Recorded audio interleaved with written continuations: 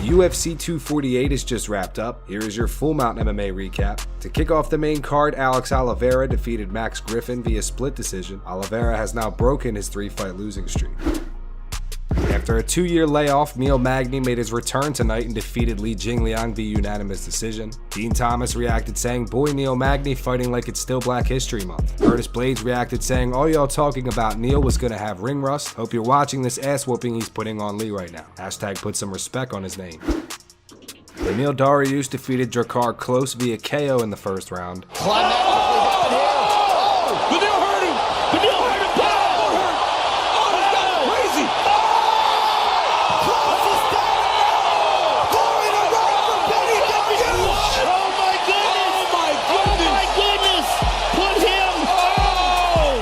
Hill reacted saying, "Damn, fight of the night." Cub Swanson says, "Holy shit, Benny got mad hard." Kenny Florian says Dariush just went full gangster. Scary moments in that fight, but he pulled it off. Stephen Thompson says, "Let's go Beneil Dariush." Michael Bisping says, "Insane finish for Beneil Dariush, congrats." James Vick says, "Very impressive." And Brett Okamoto says, "Damn, you want to show someone how crazy this sport is and how it can change on a dime? Show them the last 20 seconds of Beneil Dariush versus Drakkar Klose." For the co-main event, Zhang Weili retains her strawweight title by defeating Joanna Jedrzejczyk via split decision. I carry myself as a champ, with the belt or without. I was there, very proud of her. Congrats, Weili. Dana White reacted saying, "F***ing incredible fight." Valentina Shevchenko says Joanna is the winner of this fight. Platinum Mike Perry says, "Best fight I ever saw." Francis Ngannou says, "What a war between Joanna and the Chinese machine Zhang Weili. Congrats to both of them." Michael Bisping says, "Respect to both ladies." Kenny Florian says, "Both those ladies are tough as hell. I don't think anyone would be against a rematch." Jimmy Manawa says, "Look at the size of Joanna's head for f***'s sake." And Tito Ortiz says, "Broken forehead." And for the main event, Israel Adesanya defeated Yoel Romero via unanimous decision. Here are the reactions from the MMA community. Justin Gaethje says, "I had it 4-1 for Romero." Rafael Dos Anjos says, "Not even Adesanya believes he won. I had Romero all the way." Chris Weidman says, I don't know." Dean Thomas says, "Fear is a big motivator. Sometimes it motivates you to do nothing." Francis Ngannou says, "And still." Ben Askren says, "Just terrible. At least we had Weili versus JJ." Aljamain Sterling says, "I love Izzy, but in my honest opinion, Romero won that due to extreme inactivity on both parties, but Romero doing slightly more." And Dominic Cruz says, "Adesanya fought like a champion exactly the way he had to. You have to decisively beat the champ. Counterfighter versus counterfighter is the toughest chess match in my opinion. Respect to both. I love watching the highest level of MMA."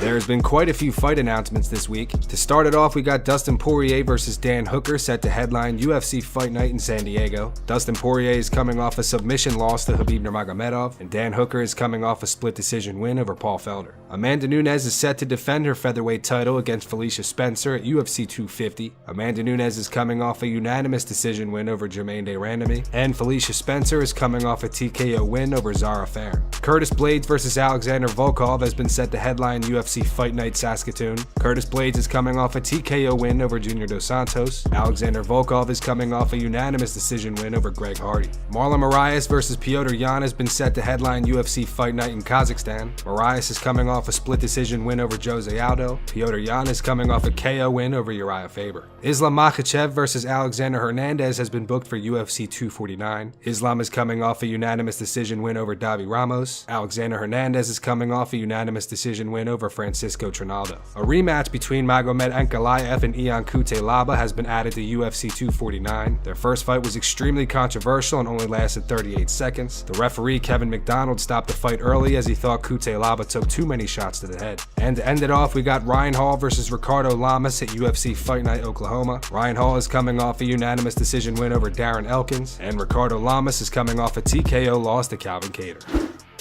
Khabib Nurmagomedov in a recent interview speaks on what's next for him after his fight with Tony Ferguson. He says that he's motivated and he wants to compete with the best fighters in the world. Speaking to ESPN, he went on to say, "Drama and money, this is Conor McGregor. If you talk about real fight, I don't know, like we have a lot of very good fighters. And if I fight with them, I'm going to be a big favorite. It is not like versus Tony or these other guys. I'm going to be a big favorite. Does this make sense or no? We have to think." Like people ask me when after Conor they gave me Dustin Poirier. They ask me, where do you get motivation? You know, I fight. You know, when I fight, I have big motivation. I am hungry. I really want to compete with the best fighters in the world, you know? This is inside my blood. I feel it. You know, I do this all my life. Some people believe me, some people don't. They think I'm famous, I have money, I have belt, I defend my belt. I just finished the biggest fight in UFC history, you know, in combat sports history. Now they give me Dustin Poirier. Where are you going to get the motivation, they ask. Right now I have it, but we never know what is going to happen tomorrow. Rose Namajunas on UFC Unfiltered speaks on her upcoming rematch with Jessica Andrade. She also speaks on being offered Zhang Weili for her next fight. Fight's a fight. Like, if anything, I have a higher guard now than I did before. I know, like, I've always gone into a fight, you know, with self-defense mindset where it's a fight. It's not just like, yeah, the ref is there, there's rules and stuff, but you know, at the end of the day, you got to protect yourself at all times. But I think now I have that, you know, times 1,000. So that's what's different. But the belt, you know, I guess, you know, the pay is different and the rounds are different. But other than that, it's more just, you know, I'm not really focused on that necessarily. I knew exactly what all of the things that I did wrong. The harder part is taking responsibility for myself and yeah, maybe like other, you know, like situations around me that I couldn't control could have been better, but like I could have taken control over a lot more things in my life. And so I think ultimately taking that responsibility was like the hardest part out of everything. Yeah, I can forgive myself. You know, I think it's a little harder to forgive myself just because of like the repercussions and like the consequences that could have happened. But at the same time, it's like if I get too stuck in that, it's like, well, it didn't, so therefore like I shouldn't live my life like as if it did happen. Like, so I shouldn't be just because, oh man, I got dropped on my head, I could have been paralyzed. It's like, well, I wasn't paralyzed, so why should I be paralyzed in fear, you know, if it didn't happen? Like, I should just celebrate the fact that I'm walking around and it's a miracle that I'm actually, my neck feels better than it's ever felt in the past few years, you know. With, you know, prior to that happening, I had a fracture in my neck, so it was hurting a lot. And after that, I feel great. Yeah, and I think everybody else felt the same way too. I was even offered, you know, Weili at the time, but at the time I was not. I was still dealing with a lot of my own, you know, just getting my my head right, and I've been doing. I hired a mental coach that's helping me, you know, doing a lot of different things. And so there was a lot of work that needed to be done, and I wasn't ready for that just yet. I didn't even really know if I wanted to fight at that time anymore, just because I wanted to make sure that this is something that I wanted to do, and I wasn't just like, just have another fight just because I'm good at it, you know? And Michael Bisping on Sirius XM speaks on Conor McGregor's party lifestyle. He also says that a third fight with Nate Diaz makes the most sense for him. I don't have a personal relationship with Conor these days, so I don't know. And far be it from me to say that him and his coach are lying, you know? Here's the thing. You know, human beings fall and falter all the time. I myself am a human being. I say I don't drink anymore, okay? And I try not to drink, and I do a lot better. But guess what? I might have had a few drinks last night, but I definitely mean it every time I say I'm done drinking and partying and all that type of thing. Now, Conor McGregor saying those days are behind me. Guess what? He's a human being, and the Conor that I know is a Conor that likes to party. But still, it doesn't make you a bad person. You know, you got one life, enjoy yourself. As long as you're not doing any harm to anybody else, then it doesn't matter.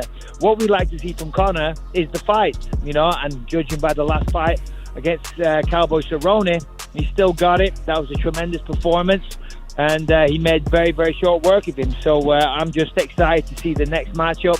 Probably, if I'm a gambling man, Nate Diaz. Nate Diaz came out of the woodwork the other day with a tweet. You know, Khabib has Ramadan coming up, so therefore after this fight with Ferguson, he's going to rest. Well, sorry, he's going to be fasting, so he's not going to be training for a fight. Therefore, if Conor wants to stay busy, keep earning money, and get a big, very significant payday against a relatively easy competitor in Nate Diaz, and a fight that he definitely would win in style, and close out the trilogy. Yeah, there you go. He's going to fight Nate Diaz. then probably fight Khabib. That's going to wrap it up for the news. Thank you so much for watching. If you enjoyed the video, be sure to drop a like down below and subscribe to Full Mount MMA on YouTube. Here are the 3 top comments from last video. These comments are in reference to UFC Fight Night 169. The first one says Cejudo retains his flyweight belt by way of Figueiredo missing weight. The man just never loses. The second one's from the MMA Guru. It says commentary. Wow, 3 kicks in a row. How is Cutelaba on his feet? Nothing even landed. Cutelaba was playing around being loose, trying to lure Ankalaev into a brawl. And before people say that he shouldn't pretend, even if he was rocked, the fight shouldn't have been stopped. Now rematch these boys at UFC Kazakhstan in June. And the final one's from Silent Gaming Elite, and it says the Cutelaba finish was ungodly disgusting. Those were the 3 top comments from last video. If you want to be featured in the next video, be sure to drop a comment down below on this one.